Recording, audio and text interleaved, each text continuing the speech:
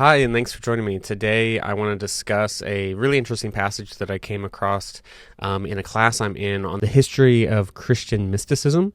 It's a class that I've been looking forward to at seminary. It's one of the last classes I'll take before I graduate with my master's degree. But the text comes from this book. The anonymous author wrote this. It's called The Cloud of Unknowing. It's a classic mystical text. It's a really interesting text. It has... it's basically a guide for contemplative prayer and for the practice of mysticism in a Christian sense. But there's a passage in here that I wanted to just talk about and discuss briefly today because it just stuck out to me as a particularly relevant passage for not only Christian contemplation and contemplative prayer, but in how it relates to kind of the modern world we live in, particularly around the idea of how kind of frantic the world feels and how the internet, social media, all of these things make us feel like we're torn in all these different directions, that we have to live with everything packed into our time, and so it does deal with time, and I think it's a really interesting perspective, an old perspective that I think is worth returning to and revisiting today. And so I'll read a paragraph in this book of the text, and then I'll just kind of talk about a few of the points that stood out to me and share some thoughts, and we'll go from there. So I'll go ahead and read that passage. This is in a newer translation, kind of a modern translation of the text by Carmen Butcher. So I'll link this below if you're interested in it. This is the text that my professor recommended in my History of Christian Mysticism class. And so, yeah, I'll read this passage and go from there. So take good care of your time. Watch how you spend it, for nothing is more precious. In the twinkling of an eye, heaven can be won or lost. Here's how we know time is precious. God, the giver of time, never gives us two moments simultaneously. Instead, he gives them to us one after another. We never get the future. We only get the present moment. He does this to establish order in his creation and to keep cause and effect in place.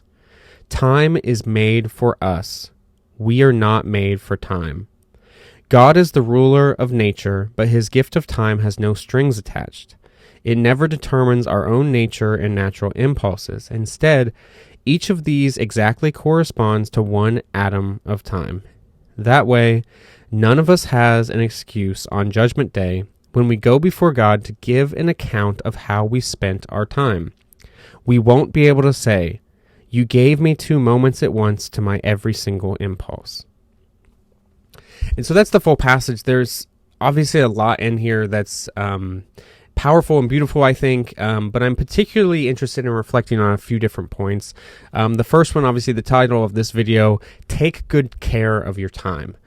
I think this is something that we don't think about a ton. I think because time is always connected with mortality, with the fact that we will die. But there is always, of course, the Christian contemplation of memento mori. Remember that you are dust, and to dust you shall return. And so I think connected with this, we, in the modern sense, we have all this technology, we have all this health consciousness that we don't reflect on the finiteness of our time. And so we do not really value it quite as well as I think we should. But taking good care of your time, treating time as if it is truly a gift that we're given, a resource that we are given to steward well, is I think a really important concept, and one that we've sort of lost, where we, I'll do this myself. I'm not saying I'm immune to this in any way. Sit on Instagram or on the internet or whatever and scroll through videos and waste time on these little reels or these TikToks. And, there's endless amounts of information that is thrown at us the minute we open our phones, the minute we open the websites or our computers. And we are just inundated, overwhelmed really, with a tremendous amount of stuff and all these things that are desperately trying for our attention. There was this old clip going around of Bo Burnham, who really beautifully said that these tech companies are really trying to colonize your mind with technology. They're trying to colonize your attention. They're trying to take up your attention and use it as a resource that they can then, of course, profit on and make money based on your attention by selling you ads and whatnot. But I think it's even more urgent in today's time to have a more contemplative posture towards time, where we take good care of our time, where we are good stewards of the time that we are given. Now, of course, this text is particularly recommending that we spend our time in contemplation of God, in entering into that cloud of unknowing, where we step away from the finite cares of this world, and we truly try to contemplate God for who God is, not for what God does for us or any of those things. And so the book is really interesting, where it treats that work actually as a work, and an important work that's a holy calling for believers to contemplate the divine. And so that's a key aspect of mysticism, of course, but I just think in terms of how we relate to time today, it's a really important reminder. The other part to that I think is really beautiful that this text talks about, the anonymous author talks about, is that God doesn't give us two moments simultaneously. We're given one moment after the other. I think we're often quick to run ahead to the future, to run ahead to tomorrow, to the next thing, but we only get the present moment. We are never given the future. And I really like that framing of it, where we're not going to be held account for all the things that we didn't do tomorrow. We're going to be held account for things we didn't do today. And the nowness of that, the sense that we have to return to the present, to live in this embodied sense where we're not disconnected from our bodies, disconnected from our time and our nowness. And then finally, the sense of giving account to this, that you're not given two moments at once, but you're given one moment after the other, and to have kind of a patience with yourself in that regard, and not to kind of rush ahead. I think, again, with social media, it's so easy to see the success of other people, or all these people in a fury of activity and content creation, all this stuff, that it becomes this thing where we feel like we have to run that treadmill. And I think there's something to this contemplative approach to time that is quite beautiful and helpful, and hopefully can recenter us in a way that gives us more of a intentionality to how we live.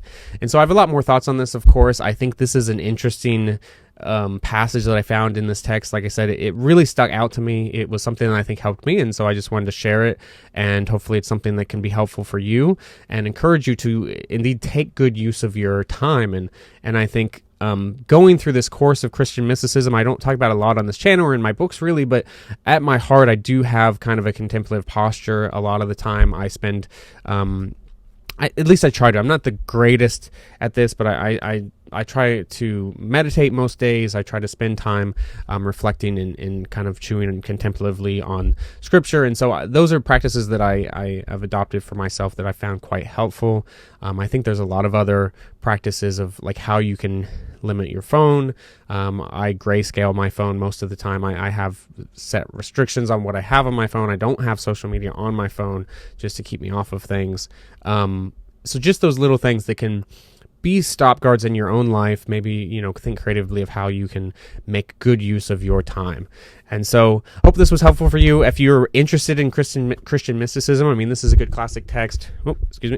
Classic text. There's a lot of others. I'm not an expert in it. Like I said, I'm just taking this class. It's going to be a really interesting class for me, but I came across this passage and I thought, why not share a little bit of thoughts about it? It's not something I typically talk about, but I think it's relevant, especially in our modern world, to really pause and take good care of our time.